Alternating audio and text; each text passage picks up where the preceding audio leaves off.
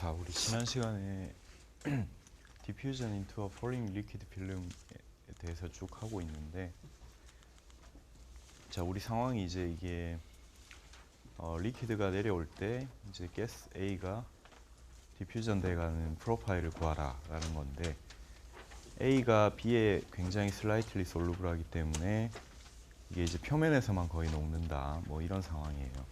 그래서 우리가 우선은 쉘 밸런스를 세워가지고 디퍼런셜 이퀘이션을 구해보니까 이제 이런 형태로 나왔고요. 그 다음 이제 토탈 몰라 플럭스를 A의 이제 X 방향과 Z 방향에 대해서 생각을 해줬을 때, 우리가 이제 X 방향으로는 컨덕션이 도미넌트한 상황이고 Z 방향으로는 컨벡션이 도미넌트한 상황이기 때문에 이런 식으로 주어진다. 그래서 이제 얘들을 여기 집어넣었더니, 그 전에 약간 이제 좀 이퀘이션을 손을 좀 보고 여기 이제 집어넣었더니 이제 이런 이퀘이션이 얻어졌다는 거죠. 근데 이제 폴링 리퀴드 필름에 대해서는 벨로시티 프로파일이 우리가 모멘텀 트랜스퍼 할 때 이미 구해놨고, 그리고 다일루트 시스템이기 때문에 벨로시티 프로파일은 변하지 않는다는 가정, 우리 시스템에서의 코사인 베타는 1이라는 것까지 더하면 VZ가 이런 식으로 주어지고, 결론적으로 우리가 이제 이런 디퍼런셜 이퀘이션을 풀어야 된다 하는 것까지 했죠. 근데 이제 얘들을 푸는 방법이 크게 보면 이제 세 가지가 있는데, 이걸 이제 FM대로 그러니까 애널리티컬리 풀 수가 있고요. 그 다음 이제 우리가 히트 트랜스퍼에서 했던 것처럼 어떤 어심토틱 솔루션, 그러니까 어심토틱이 무슨 뜻인지 알아요? 이게 약간 그러니까 뭔가 이런 개형을 가지고 유출을 하는 뭐 그런 개념인데, 뭐 그런 거를 우리가 쓸 수도 있고, 또 이제 만약에 그러니까 히트 트랜스퍼에서는 더 이상의 단순화가 힘들었기 때문에 여기서 멈췄지만, 만약에 주어진 조건에서 우리가 문제를 더 간단하게 만들 수가 있다면 사실은 1, 2번을 꼭 하지 않아도 문제를 좀 더 간단하게 할 수가 있다. 그래서 나온 게 이제 이런 과정인데요.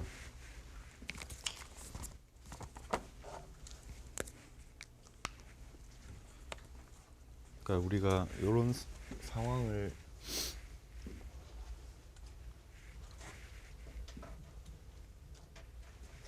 리퀴드가 이렇게 흐르고 있을 때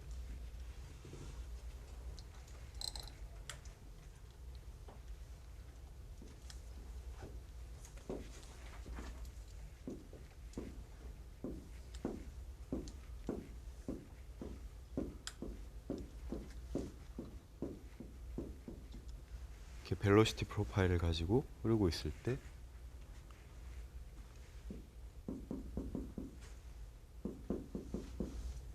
그래서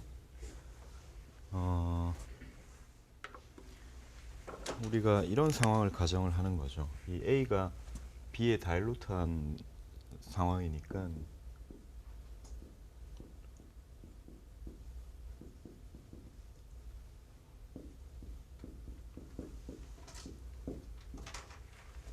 요런 가정이 꼭 들어가 줘야 된다는 거죠. 그러니까 이 델타 자체도 우리가 어떤 값을 안 쓰고 이게 그릭 레터로 델타를 쓴 말은 이게 델타 자체도 작다는 거거든. 그러니까 falling liquid film이잖아요. 그러니까 델타 자체도 그렇게 크지 않아요. 이게 물이 방막처럼 흐르는 거니까. 근데 그 작은 델타보다도 페네트레이션 뎁스는 작다는 거죠. 그러면 우리가 어떤 상황을 가정을 할 수 있냐면은,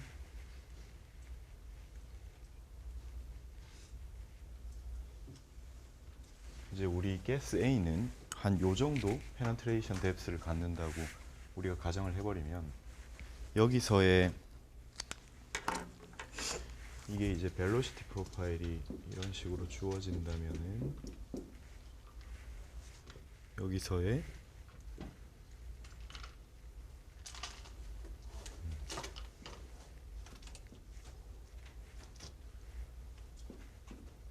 컨센트레이션 프로파일은 이제 이 페네트레이션 뎁스 안에서만 X에 대해서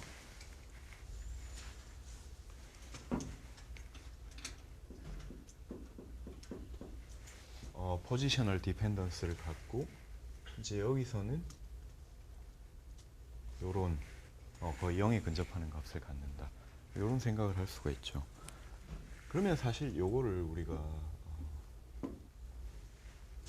근데 그러니까 무슨 말이냐면 이 시스템이 타당하다면은 우리가 굳이 벨로시티 프로파일이 변화하는 이 구간에서의 농도 구배는 사실 우리가 관심이 없다는 거예요.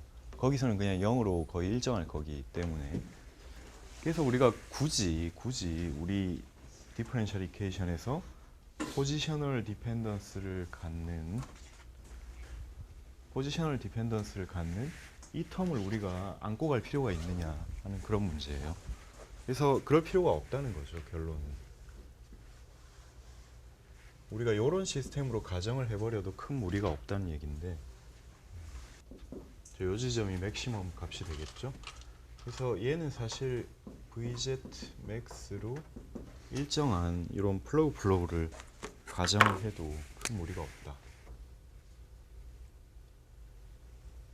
왜냐하면 페네트레이션 뎁스 안에서 컨센트레이션 프로파일은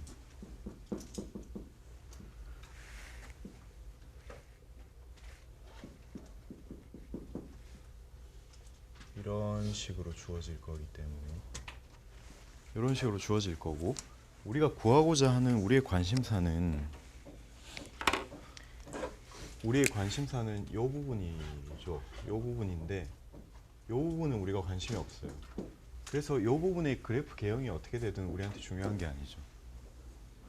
근데 이 가정이 타당하려면은 적어도 이 구간에서 이 벨로시티 프로파일이 얘랑 비슷하냐 하는 건 중요한 의미를 갖는데 충분히 비슷하다고 우리가 가정을 할 수가 있다는 거죠. 이게 이제 파라볼릭이 이렇게 비스듬히 들어가니까 여기서의 그 미분값 그러니까 접선의 기울기가 0으로 이렇게 들어갈 테니까 충분히 그러니까 크게 무리한 가정은 아니다는 거예요. 이게 물론 약간은 이게 이쪽은 조금 더 작겠지만 그렇게 큰 시그니피컨트한 베리에이션을 주진 않는다. 그러면 이제 우리가 추가적으로 뭘 할 수가 있냐면은 굳이 여기에 델타를 넣을 필요가 있느냐. 이걸 사실 무한대까지 보내도 우리는 관심이 없거든. 여기만 관심이 있으니까. 여기까지 우리가 가정을 할 수가 있다는 거죠.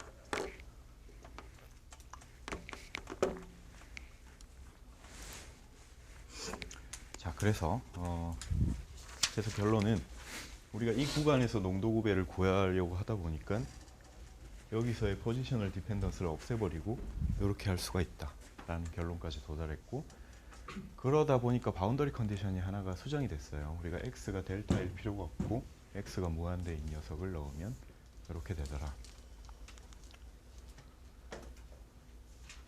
자, 이제는 난디멘저널라이제이션을 해야 돼요. 먼저 이제 CA 이꼴 CA 제로 표면에서의 농도로 CA를 디멘전을 없애면 이런 값을 갖게 되는데 바운더리 컨디션이 어떻게 되느냐 Z 이꼴 0에서 CA 이꼴 0 당연히 파이 이꼴 0으로 주어질 거고요. 그 다음 X 이꼴 0에서 CA 제로 파이 이꼴 1이 되겠죠. 이게 파이는 CA 제로분의 CA입니다. 그러면 x가 무한대일 때 x가 무한대일 때 CA 이꼴 제로 역시 x가 무한대일 때 파이 이꼴 제로로 주어집니다.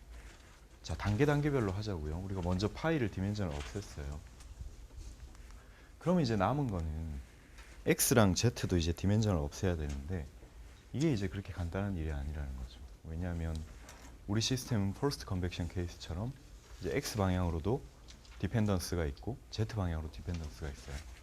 무슨 말이냐면 사실은 여기 내가 CAX라고 써놨지만 얘가 실질적으로는 이런 상황이거든. 이거 안 보이나? 요거예요. 이 두 개에 다 의존을 하고 있죠. 그러니까 무슨 말이냐면 처음에는 저런 프로파일이 안 보일 거고 자, 여기서 한번 그려봅시다. 그러니까 위에는 다 잊어버리고 이게 처음에는 CA가 하나도 안 녹아 있을 테니까 이런 상태였다가 조금 내려오면 이런 상태가 됐다가 이게 Z에 따라서 이렇게 변할 거거든. 이런 식으로. 이게 아무리 가도 더 이상 이 페네트레이션 뎁스 이상으로는 안 간다는 가정이 있으면 이 CA라는 거는 이런 어떤 X 코디네이트에도 영향을 받고 이런 이제 Z 코디네이트에도 영향을 받는 그런 프로파일이 되는 거죠. 그죠?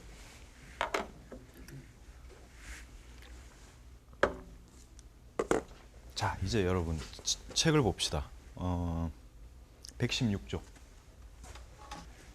자, 그래서 우리가 이 사실은 116쪽을 보면 그 단원 이름이 뭐죠? 챕터가 4죠. 챕터 4. 단원 이름이 뭐죠?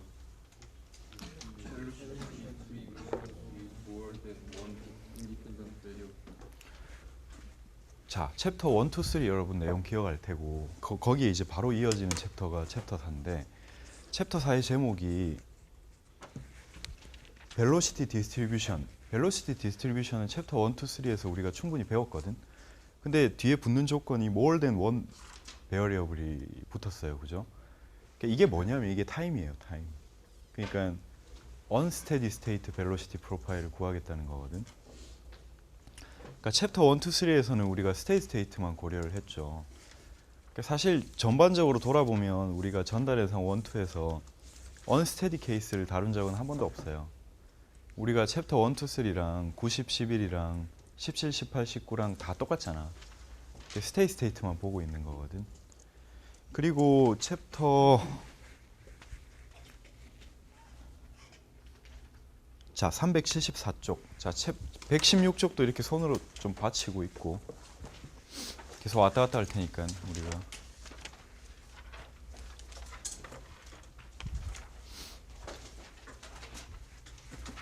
자 거기는 챕터가 12겠죠? 단원 이름이 뭔가요?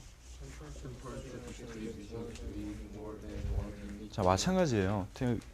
템퍼레처 프로파일을 언스테디 케이스에서 구해보는 내용인데 자 언스테디 케이스 그러니까 우리가 속성으로 한 5분 만에 배워봅시다. 여러분 1, 2, 3 다 배웠기 때문에 챕터 4를 사실 혼자 들여다봐도 충분히 이해가 되거든. 근데 내가 좀 도와주면 봅시다. 책을 잠깐만 빌릴 수 있을까?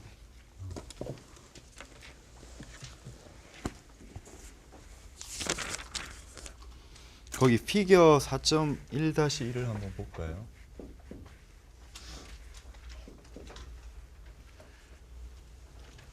그러니까 왜 우리 뉴턴 슬로우 비스코시티 유도할 때 이 그 플레이트에다가 우리가 속도를 줬을 때 이렇게 모멘텀이 쫙 전달되는 거 배웠죠. 근데 그 스테이트 스테이트로 충분히 디벨롭이 된 후에만 우리가 들여다봤잖아요. 근데 그 전에는 거기 나오는 그림처럼 이렇게 타임 디펜던트한 이런 프로파일이 생기겠죠, 사실은. 여기에 at time t에서 순간적으로 속도를 준 거예요. 그러면 여기 있는 플루이드가 운동을 하기 시작하겠죠. 그럼 이제 t 이꼴 0보다 큰 때에서는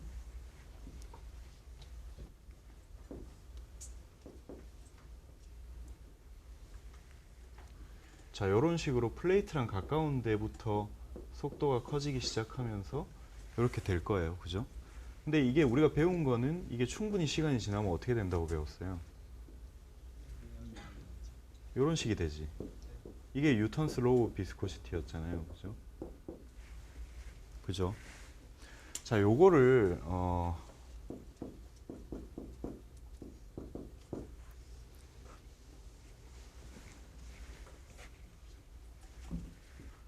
요거를 템퍼리처 프로파일에 똑같이 적용시켜도 똑같아요. 그러니까 이 플레이트에 T 이꼴 0에서 갑자기 온도를 딱 줬으면 이 유체의 템퍼리처가 전달되는 게 처음에 이렇게 디벨롭이 되다가 나중에는 리니어가 돼요. 그게 퓨리어스 로우 오브 히 컨덕션이죠.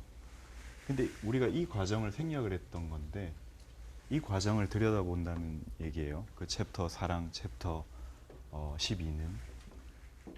그래서 그 이퀘이션 4.1-1을 보면 12.1-2를 보면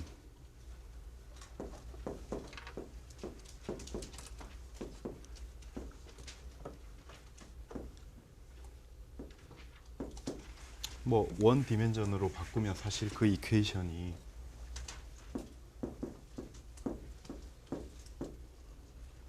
이렇게 될 수가 있거든. 그죠?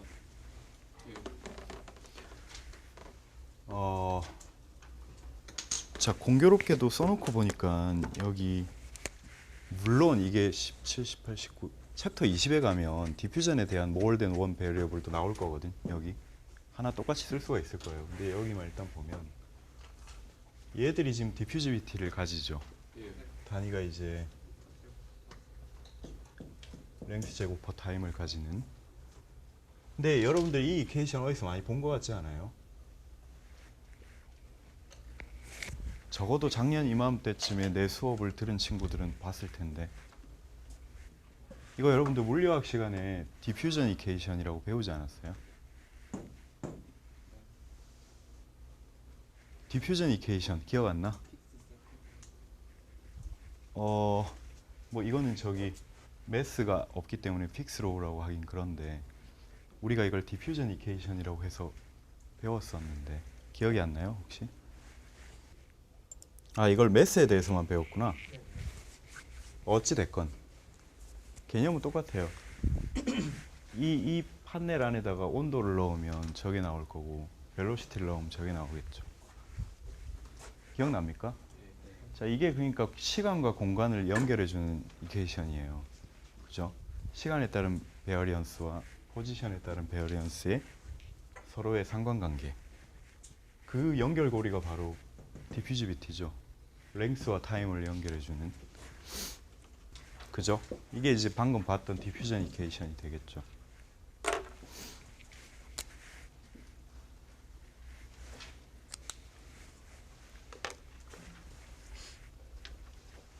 자, 요 녀석들이 이제 왜 나오냐면 사실 우리가 물리학 시간에도 마찬가지인데 저걸 식을 세워놓고 제대로 디퍼런셜 이퀘이션을 풀지는 않았었거든.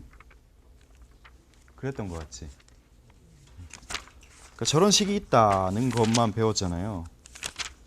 자, 이 이퀘이션의 일반에 이걸 어떻게 풀 것인가 하는 문제거든. 그게 이제 116쪽에 나와 있단 말이에요. 그걸 보고 오라고는 얘기였지. 아니, 그럼 우선 이걸 왜 갑자기 알아야 하는가? 왜 알아야 하냐면 봅시다. 자, 물론 변수는 좀 다르지만 그리고 이걸 하나의 상수로 그냥 볼 수 있지 사실은. 이걸 뭐 헷갈리니까 뭐라고 할까? 이걸 뭐 K라고 할까? Thermal Conductivity지. 그럼 뭐라고 하지? 베타, Thermal Expansion Coefficient. 뭐지? 기억.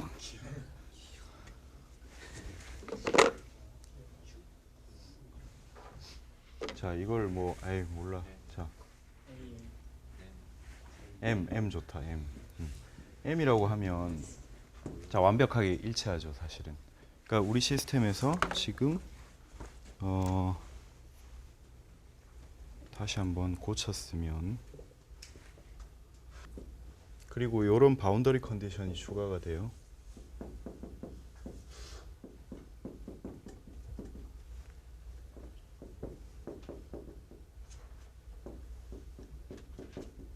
우리 시스템에서 이런 바운더리 컨디션을 갖거든. 근데 우리가 이 세 개 케이스 중에 하나만 고르면, 그러니까 가령 얘를 가지고 오면 얘는 어떤 바운더리 컨디션을 갖냐면은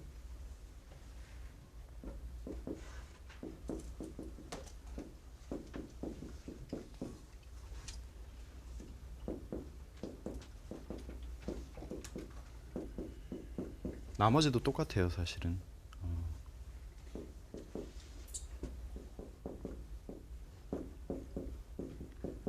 사실 요건 좀 다르네. 이거를 얘를 가져와 볼까? 얘를 가져와 보면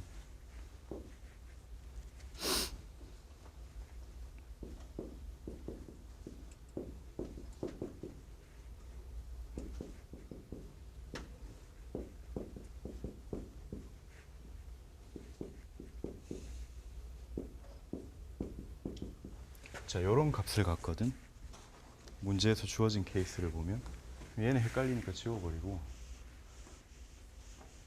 이거 어때요? 또 완벽하게 대칭이 되죠, 사실은.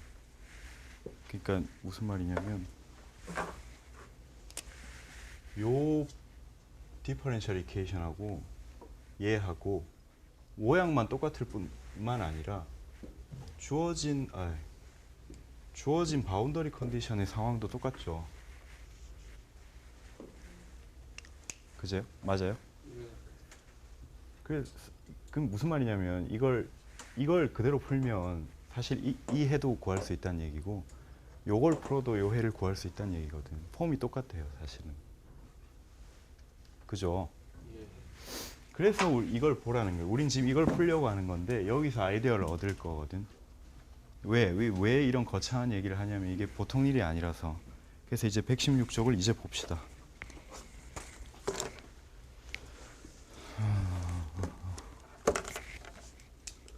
뚜껑이 어디였어?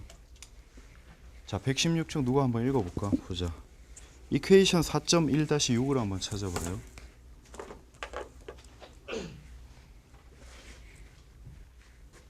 여기. 찾았어요?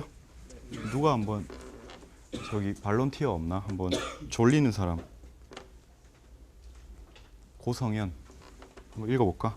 어디서부터 읽냐면 그 이퀘이션 4.1-6을 보면, 자, 그 위에 줄에 보면 however라는 게 보이죠? 거기서부터 쭉 그 밑에 문단에 in the physical system까지 한번 쭉 읽어봐요. 자, 다들 알겠죠? 자, 거기서 제일 중요한 말이, 자, 우선 여러분 method of combination of variable, 이거 어떤가? 여러분들 스테이터스를 내가 좀 알아야 돼서 이걸 혹시 한글로 뭐라 그래요? 아니, 이거 들어본 친구 어디서라도. 이건 뭐 공업수학 이런 데 안 나오나? 이걸 뭔가 내가 유추해 본 건데 변수 취합법 뭐 이렇게 해석이 되지 않을까? 한 번도 안 들어봤어요? 그럼 아닌가 보네. 변수 분리법 뭐 이런 건 있잖아. 그지? 변수 취합법 이런 건 없나? 있어, 대호야? 못 들어봤어. 자, 그럼 뭐 우리 다 제로 베이스에서 시작을 하면 되니까, 거기 중요한 말이 뭐냐면, 자, 여러분 그 밑에 줄에 the number 4 is included so that the final result will look neater. We know to do this only after solving the problem without it. 여기 줄 좀 쳐놓으세요. 자, 내가 combination of variable, 뭔가 우리가 용어를 만들어내죠. 변수 취합법. 아니, 이게 사실 그걸로밖에 해석이 될 수가 없잖아, 그지? 변수 취합법. 무슨 말이냐면 결론을 얘기를 해서 요 파이라는 게 사실은 어떤 펑션 오브, 아까도 말했지만 이 파이는 컨센트레이션이고, 아까 그림에서도 그렇죠. 컨센트레이션은 x에도 의존을 하고 z에도 의존을 해요. 그죠? 근데 변수 취합법의 핵심은 요거를 어떤 단일 변수로 묶어버릴 수 없을까 하는 고민에서 시작된 거예요. 근데 내가 아까 저기서 그린 그림에서 약간의 그 클루가 있었는데, 타임과 포지션을 하나로 묶어주는 연결고리가 있다고 그랬죠. 그게 뭐였어요? 디퓨지비티가, 이게 디멘전이 이런 식으로 주어지기 때문에 시간과 공간이 나왔을 때 걔를 하나의 변수로 묶어주는 역할을 할 수가 있거든.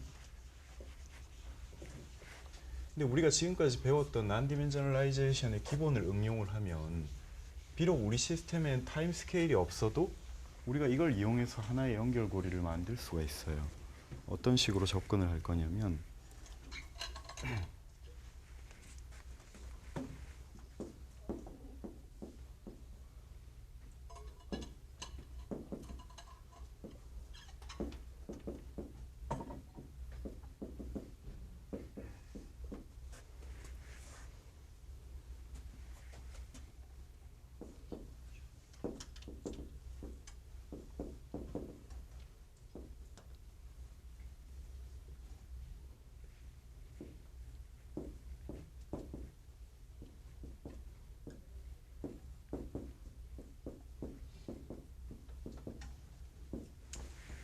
자, 여기서 이 친구는 반드시 VZMX와 Z와 X와 DAB의 조합으로만 이루어져야 돼요. 왜냐하면 우리가 이 이퀘이션을 만족시켜야 될 거기 때문에 이 파이가 펑션 오브 이 친구라면 이 친구는 반드시 DAB, X, Z, VZMX의 조합으로 이루어진 어떤 것이겠죠. 그죠? 우선 우리는 저게 이러한 조건을 만족하는 이 친구가 존재하는지 안 하는지는 몰라요 아직. 만약에 존재한다면은 반드시 얘들의 조합으로 이루어져야 되겠죠. 그럼 여기서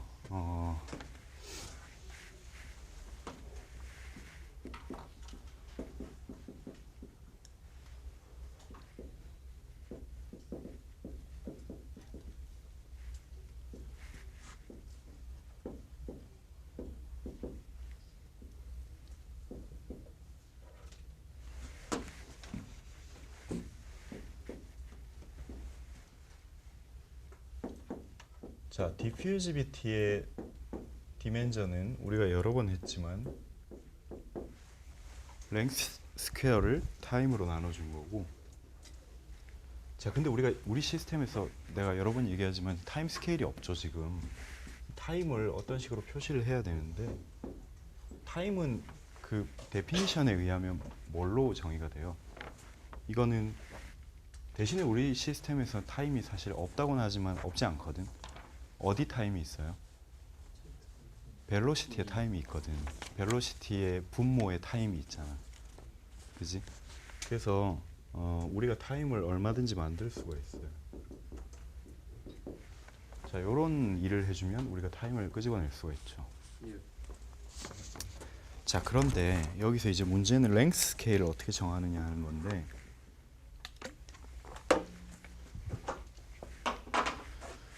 자, 우리 시스템에서 랭스 스케일의 후보군이 2명이 있어요.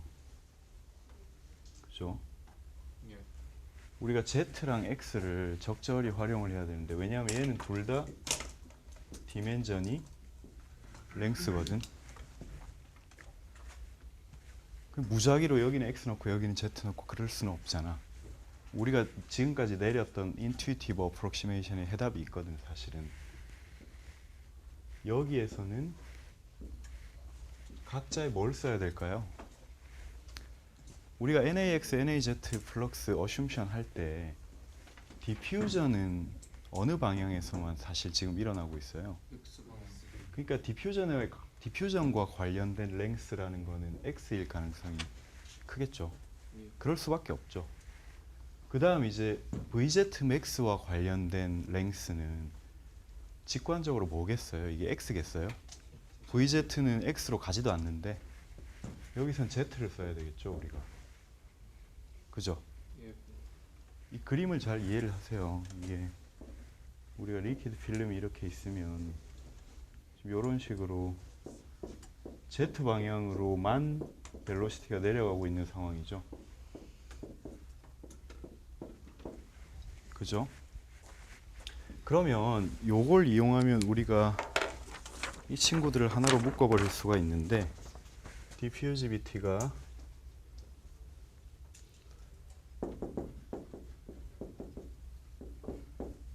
우선 이퀄리티를 함부로 쓸 수는 없는 게 같을지는 몰라. 그냥 어쨌든 그 단위는 같을 거야. 이렇게 만들면 어떻게 만드냐면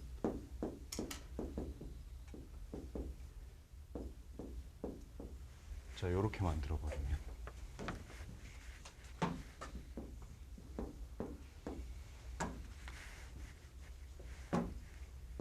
어때요? 단위가 같아요?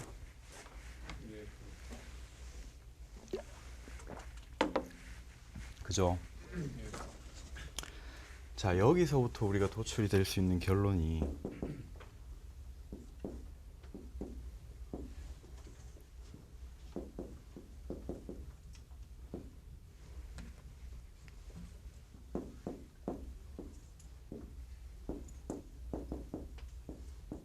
이런 식으로, 이거 이퀄리티를 쓰면 안 되겠죠. 자, 이런 식이 된다는 건데,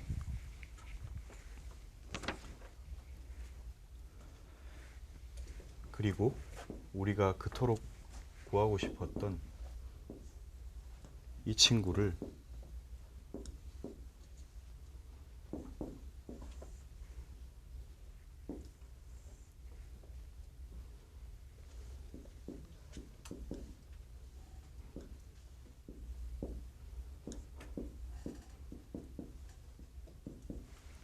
이렇게 놓아버릴 거라는 거죠. 자, 여기서 한 가지 여러분들이 조금 수학적 감이 있어야 되는 거는 이 제타를 x의 디멘전 리스로 해도 되고 z의 디멘전 리스도 해도 되는데 x로 해야 사실은 문제를 잘 풀 수 있어요. 왜 그러냐면 우리 목적은 잘 생각해. 우리 오리지널 골이 뭐냐면 지금 너무 복잡해서 목적을 잃었을 수도 있는데 x 방향에 대한 컨센트레이션의 프로파일을 구하는 거거든. 그러니까 우리가 원하고자 하는 이 녀석은 x를 나타내는 녀석이 돼야 돼요. 결론은. 무슨 말인지 알겠어요? 그러면 여기서 이제 이퀄리티를 쓸 수 있는가? 왜냐하면 이 상태로만은 별로 효용성이 없는 게 우리가 이걸 저기 치환해야 되는데 그러려면 이거를 이퀄을 만들어야 되는데 저 이퀄을 만들려면 어떻게 해야 되냐면은 이제 여기 어떤 비례상수가 붙겠죠. 디멘전은 같으니까. 그죠? 비례상수를 어떻게 붙일 거냐 하는 말인데 그 비례상수를 바로 여기에 4를 곱해주면 돼요.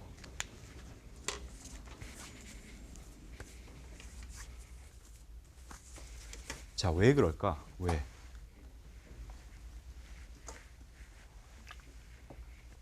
자, 왜 그런지는 사실 아까 성현이가 얘기를 했어요. 그 책에 줄치라고 한 부분을 한번 볼까?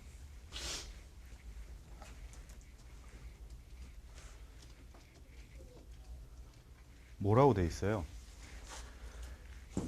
이 비례상수 4는 문제를 풀어봐야 알 수 있다고 돼 있죠. 그러니까 결론적으로 얘기를 하면 요거 없이 임의의 비례상수 A를 놓고 문제를 풀어도 돼요. 근데 엄청 복잡해. 그 풀어서 A가 뭔지 바운더리 컨디션 다 넣고 하면 이게 4가 나와.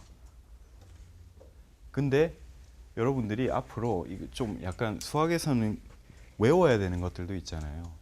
그런 측면으로 아까 말했던 그런 저기 first derivative와 second derivative의 equal에 대한 미분 방정식은 일반애가 이런 식으로 구하는 게 정립이 돼 있다는 얘기예요. 그래서 여기 팩터 4를 곱해주면 문제가 훨씬 쉽게 풀립니다.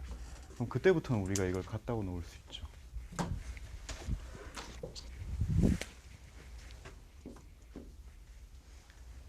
그 다음 이제 뭘 할 거냐면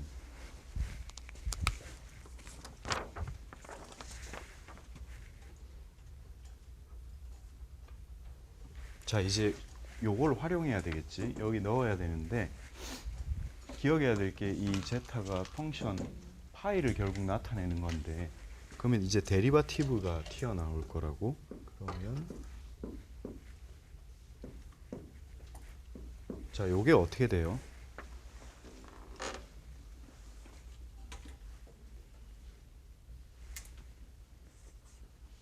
찬양아, 이게 어떻게 되니?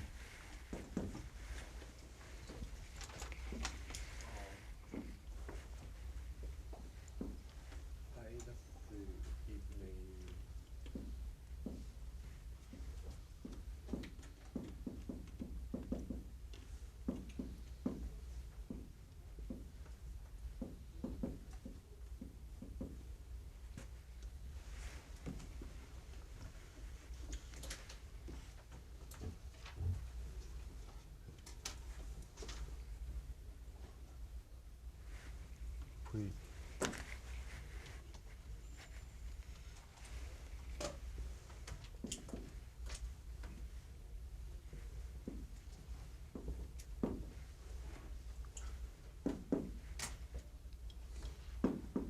이렇게 되나? 예. 맞아요? 예. 자, 알고 대답하는 거야?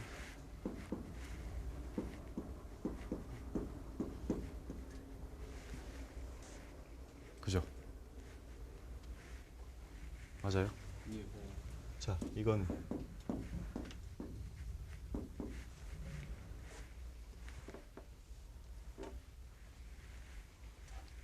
제일 수학 잘하던데. 저거 어떻게 돼요? 지금 현직에 있잖아. 그냥 그렇지. 이게 간단하지. x만 없어지면 되니까.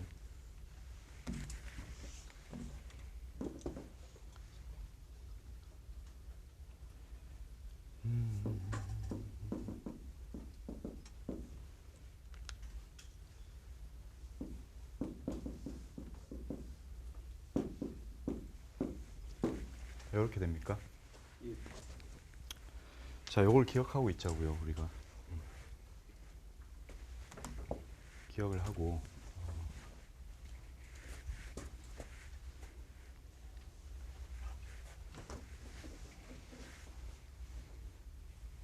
중요한 것들을 좀 여기 다시 적어 놓자.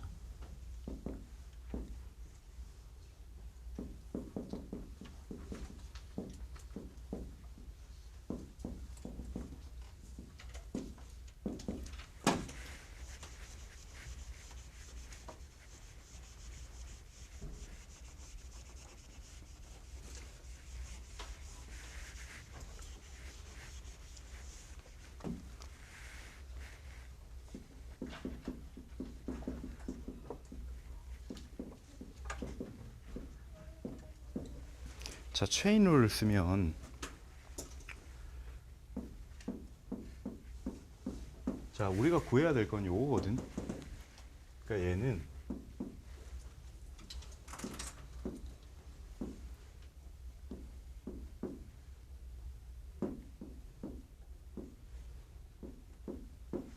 이렇게 되죠.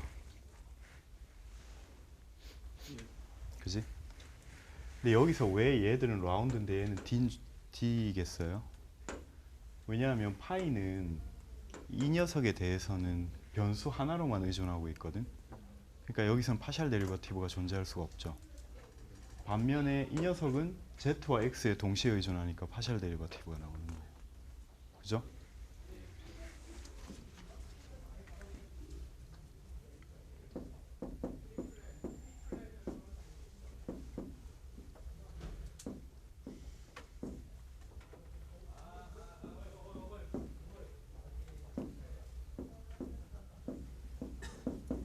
자, 똑같이 이렇게 될 텐데, 그러면 이제 x에 대해서는 두 번 해야 되거든, 이거를.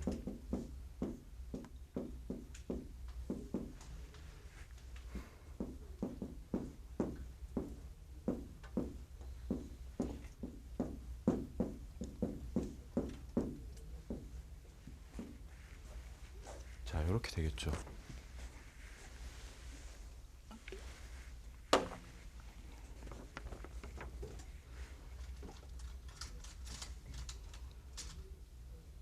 자, 우리가 요거를 요렇게 쓸 거예요, 다시.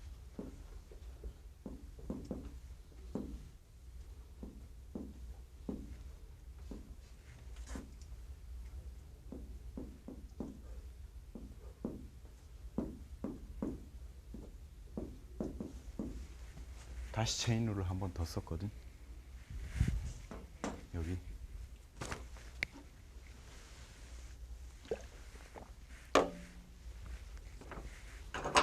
자, 근데 여기서 중요한 거는 요 녀석.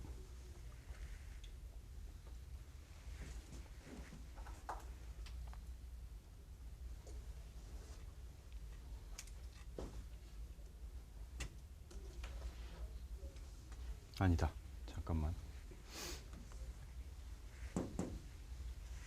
이거 미안해요. 잠깐만 먼저 지우고 요 녀석을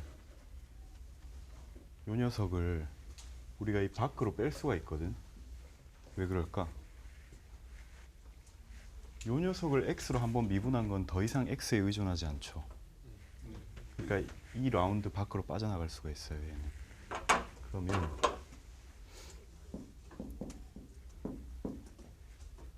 얘는 그대로 두고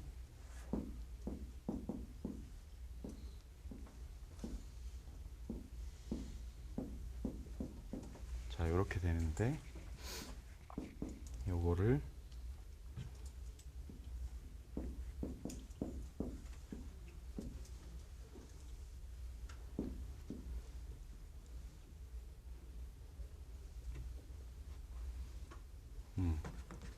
요거를 아까 했듯이 다시 체인 룰을 한 번 더 쓰면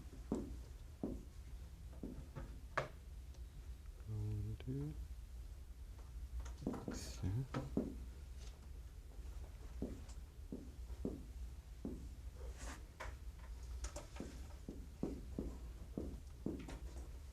자, 요렇게 되죠.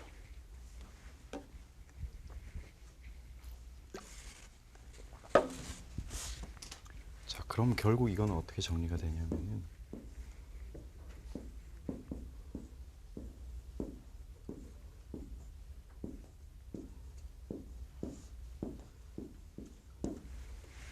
자, 요런 식으로 됩니다.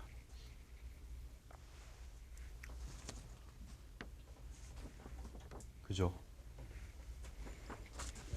자, 요걸 잘 기억하고 있어요. 우리가 수업이 끊어질 것 같으니까 여러분 다음 시간에 내가 다시 할 필요가 없도록 얘를 뭐라 그럴까요? 2라고 할까? 얘를 3. 쉽게 말해서 이제 2, 3을 1에 넣으면 되는 거잖아. 그지?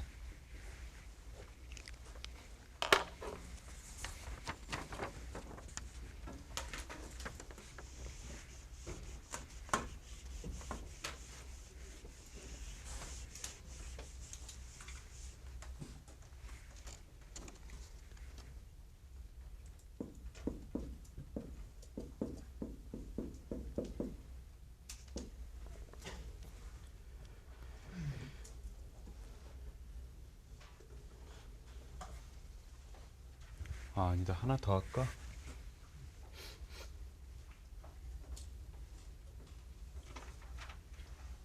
아, 아니에요. 근데 이걸 기억하고 있어야 될 게 얘가 뭐냐면 이미 여기서 구해놨어요. 그리고 또 얘는 뭐냐면은 여기서 구해놨죠. 예. 이렇게 저걸 다 적용을 하면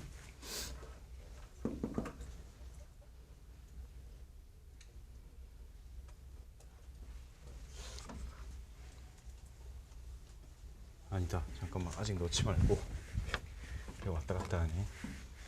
얘를 여기 그냥 깔끔하게 적을까? 자, 이게 2는 맞아요. 이게.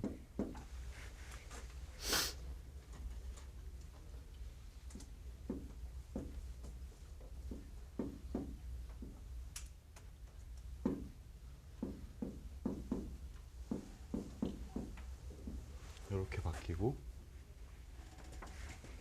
그다음 얘도 3은 맞는데 얘는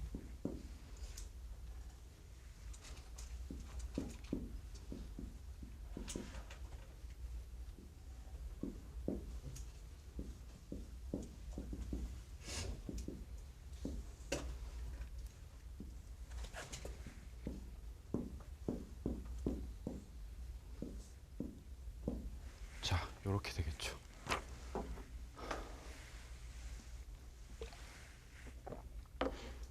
사실 전달 현상의 묘미는 내가 아까 앞에까지만 설명을 딱 해주고 여러분 다음 시간에 답 구해오세요 라고 하는 건데 이걸 우리가 다 같이 할 필요가 있을까?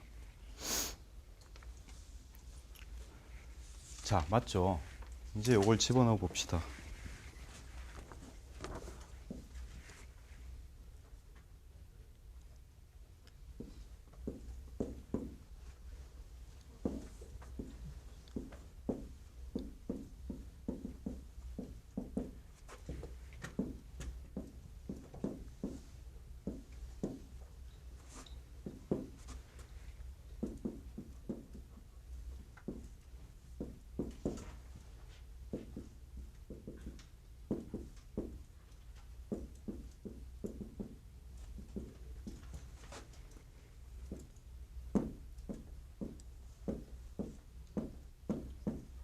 자, 이렇게 됩니까?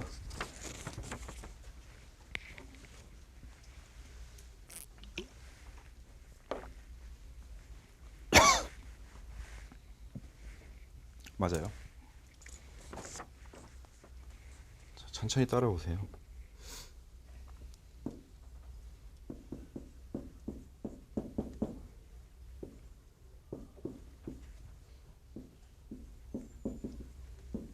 자, 우리에게는 두 개의 바운더리 컨디션이 있죠.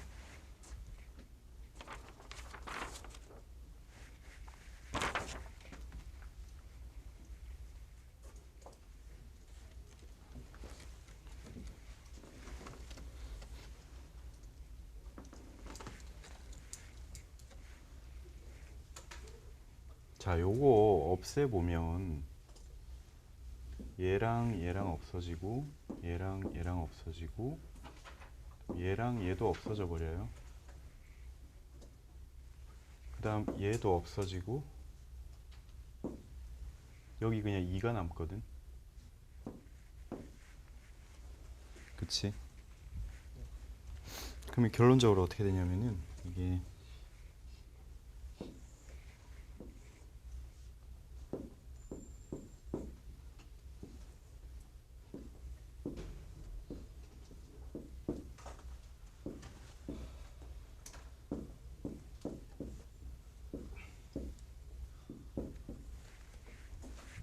자, 요렇게 되죠.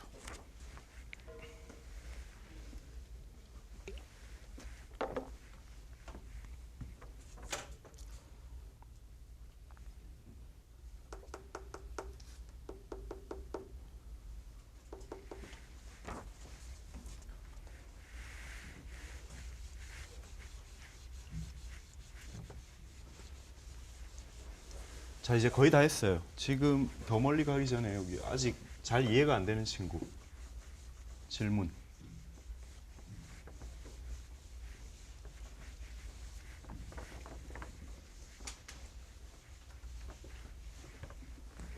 다 이렇게 나왔지. 그지? 근데 이제 보면 지금까지 우리가 열심히 해가지고 뭘 했냐면 요걸 하나로 바꾼 거야. Z랑 X를. 그거 하나는 우리가 달성한 거지. 요거는 사실 우리가 지금까지 늘 풀던 미분 방정식 형태거든. 그지? 뭐 막 하이퍼블릭 뭐 해도 되고 뭐 익스포넨셜 해도 되고 그럴 거 아니야.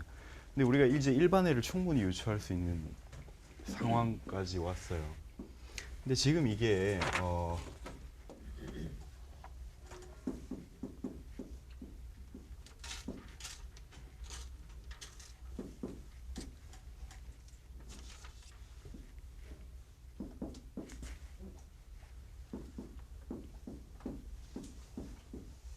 약간 요런 꼴이잖아요. 예. 세컨 데리바티브가 퍼스트 데리바티브의 그 함수 x랑 마이너스 팩터 2를 곱한 거랑 같은 꼴이지 지금. 그지? 예. 그래야 이게 0이 되잖아, 좌변이. 요런 성질을 만족하는 함수가 뭐가 있을까? 이 익스포넨셜 함수예요, 이게 바로. 일단 퍼스트 데리바티브랑 세컨 데리바티브가 같은 건 함수는 많이 없거든.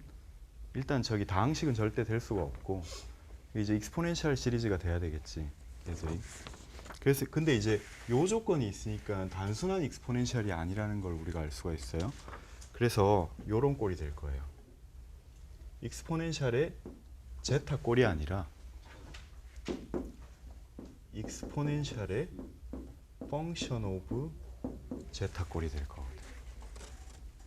그지? 그럼 이제 우리가 남은 일은 이 펑션 오브 제타를 어떻게 디파인 할 거냐. 그걸 이제 바운더리 컨디션으로 해야 돼요. 자, 여기서 사이를 요거로 놓고 이 퍼스트 데리바티브를 따로 다시 치환을 해서 조식에 넣죠. 요걸 4라고 합시다.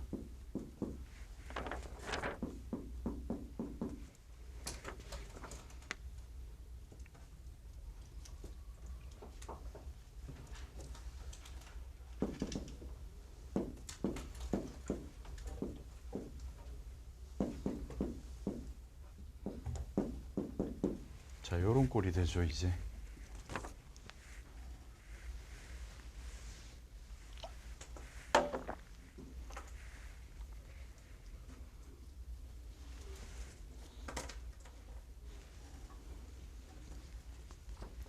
그러니까 한 번 미분한 거랑 미분 안 한 게 팩터 마이너스 2와 이 녀석을 곱한 거랑 같아지는 거.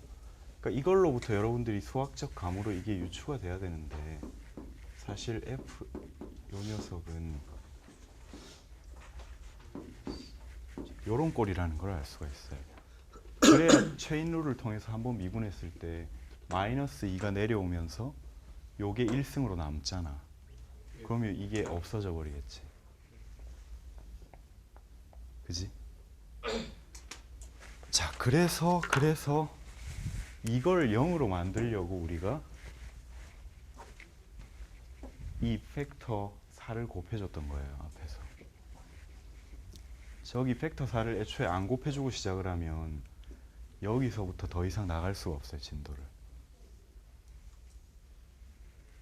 무슨 말인지 알겠어요? 자, 그래서 결국은 프사이는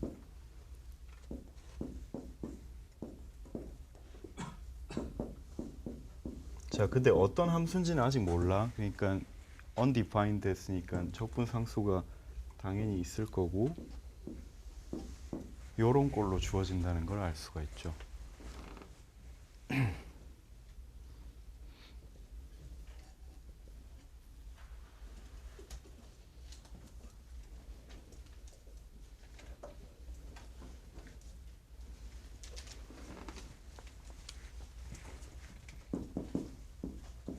그럼 파이는 프사이를 한번 적분해야 되잖아.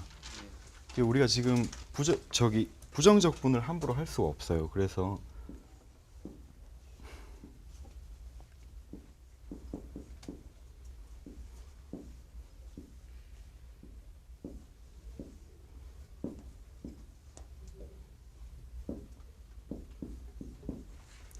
우선은 정적분 형식으로 이렇게 써놓을 거예요. C1. 그렇지. 자, 여기서 이 바는 이걸 뜻하는 게 아니라 얘의 중간 구간이란 뜻이에요. 그래서 끝의 값이 요거예요.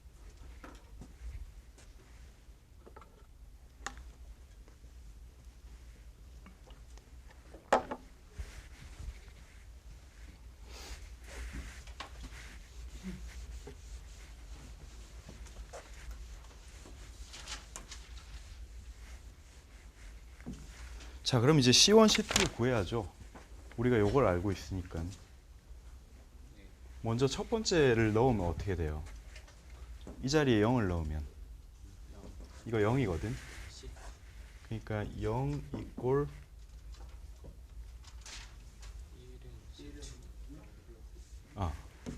0을 넣을 때 파이가 1이니까 1 이꼴 0 플러스 C2니까 C2는 1. 그지? C1을 구하려면 무한대를 넣어야 되는데 자, 그러면 어떤 꼴이 되냐면 그때는 0인데 이게 0부터 무한대에 C1 익스포넨셜에 마이너스 플러스 1이 되는 거거든. 자, 여러분 이 함수 어디서 본 적 없어요? 이건 본 적 있을 것 같은데. 이거는 공업 수학에서 배울걸. 여러분 에러 펑션이라는 거 들어봤어요?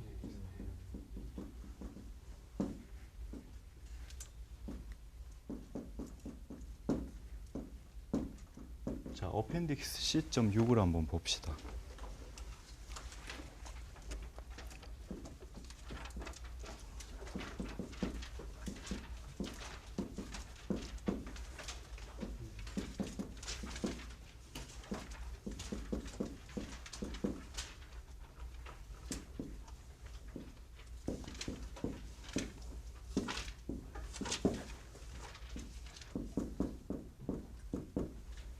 자, 완벽하게 대칭이 되는 함수죠. 그래서 이게 0부터 2까지 하면 이게 2배가 되는 거예요.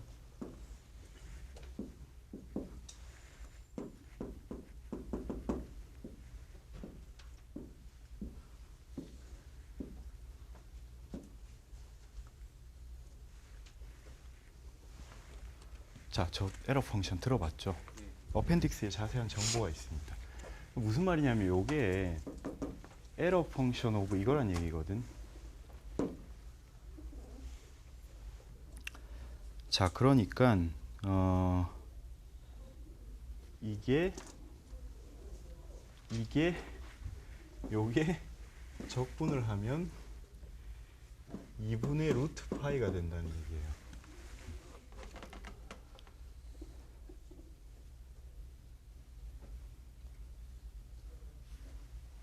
그러면 C1이 뭐가 돼야 될까?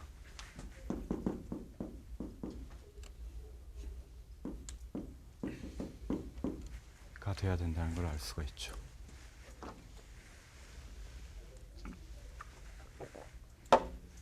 그래야 이게 더한 게 0이 될 테니까.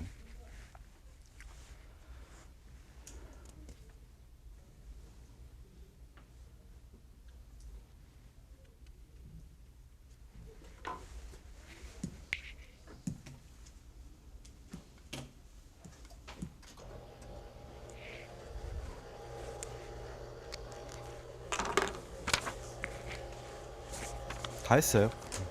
불 잠깐만 꺼볼래?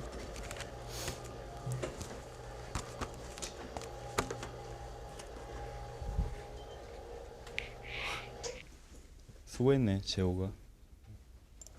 어이씨.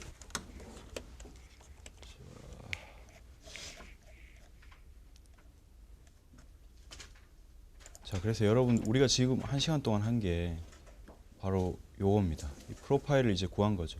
C2랑 C1을 구했으니까.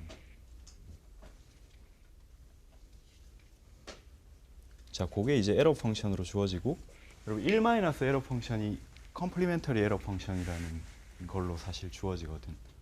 그래서 여기까지 한 거고, 이제 우리가 플럭스도 해야 되는데 그것도 엄청 복잡해요. 그건 다음 시간에 합시다.